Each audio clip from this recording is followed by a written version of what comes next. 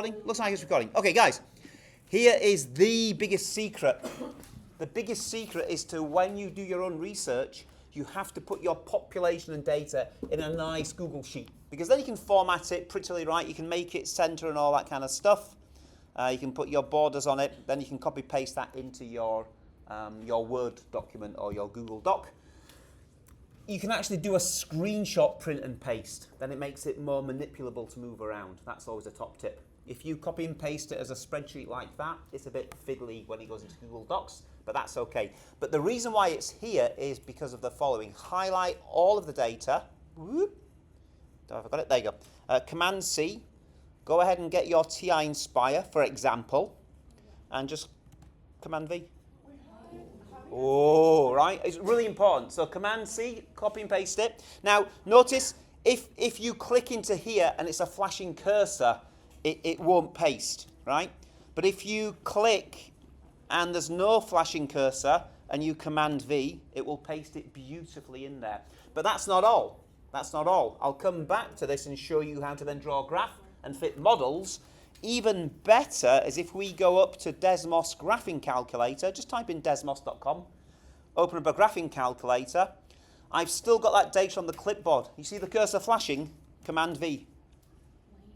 So Command V, we don't even need to click on the top button to open a table of values. We've already got the table of values copied. We paste it in and it automatically rescales as well. So the only kind of typey for population is from the original data into your Google Sheet. From there you can copy and paste into the other places that you might want to go. Now let's go, we'll save this for later. Let's go back to our TI-Nspire. Now let's just make that a bit bigger so you can see what's going on. Now on the home menu, things are beautifully linked. Spreadsheet, data and statistics. Click. Oh yeah, that's probably year. And click. That's population, right? Super. Menu. Analyze. Regression. So within the regression is the fancy word for fit the best model, okay? Now under regression you've got all these different types. Now clearly linear makes no sense. We'll go straight to exponential. That looks pretty tasty. Tell the person next to you, what does that model mean? Tell the person next to you.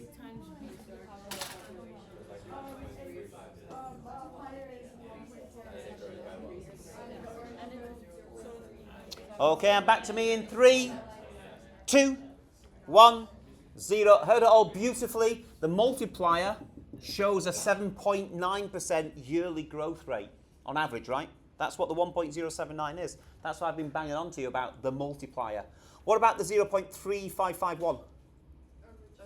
The original, right? If we make x0, 1.079 to the 0 is 1. This A is kind of the model's original population. Now we know we have a specific figure, but of course the best fit doesn't go through every single point. Okay, so that's beautiful, isn't it? Now of course we can actually go and choose different models. Menu, analyze, regression. Let's go and choose a quadratic. There's no reason why a quadratic would work. But all of a sudden it looks quite good, doesn't it? But when we choose a model and justify why we're using it, it makes no sense to choose a quadratic. Is there anything to do with area squareds? Because quadratic is all about x squared. Can we relate it to maybe the growth of an oil spill in the sea? That might be quadratic, right? But this clearly screams out exponential model because of the percentage growth per year. So you try and justify the model not just on the shape of the data you see, because, oh, look, it looks like quadratic as well, but on what the data represents. Now, at the moment, you don't see how well these models fit the data, but back on the spreadsheet, we can do a similar thing. I'm just going to go to the right here, menu, statistics this time, stat calc, and now all the regression models are here again. Exponential regression, drop-down menu, year, Y, pop, go, boom. Now scroll down, you have this beautiful R squared value. Notice there's no R value, or well there is here, but actually R squared is the only figure that really counts for non-linear models. This is a little bit of research you can do, okay? So that's pretty good, right? R squared equals 1, all the points are perfectly on the model you've chosen. R squared close to 1, very good model. Now let's go to Desmos and do the same thing. I've got this thing here, but Can you see if I scroll to the left? Isn't that nice? So this is automatically built in now. It's an updated feature. And down there it defaults automatically to linear regression, which makes no sense. Let's go find the exponential. So r squared is 0.9754. But what I do like about this, can you notice it's got slightly different numbers here as well? That looks like our numbers. So there's something to do with log mode versus exponential mode, which is just a bit weird. That's our topic for Friday. But now look at the residuals. Watch the magic. What can you tell from the residuals now, do you think? Oh, I know what it is. Can you see the residuals in red? Distance from the... Right, that's how far there's a real data from your model. And can you see in red we have positive residuals because our actual population is higher than the model. And then we have some negative residuals. Okay?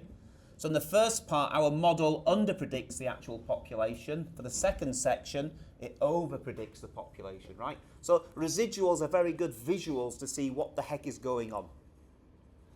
And there's your nice little warm-up for TI-Nspire versus Desmos. Yeah.